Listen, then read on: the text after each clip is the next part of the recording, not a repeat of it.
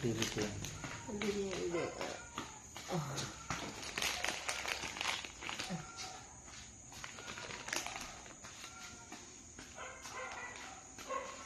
Stop! Ito ang tuwa pa itong pinipigil na kalabaw na ito.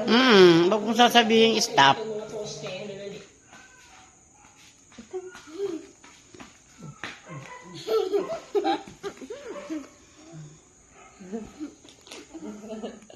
Sa pugi naman eh, oh. Yan, hindi na nakabangon. Tuloy ang nguya eh. Mabilaukan ka ha! Tao eh. Grabe, nakita niyo naman dito kung gaano kainit. Nakakaputi. Hindi na nakapagtataka. Dahil nga sa kinaroroonan natin ngayon, ay parang dito tayo sa disyerto. Sobrang dahil ng hangin, sobrang init. Ang init ng hangin. At matindi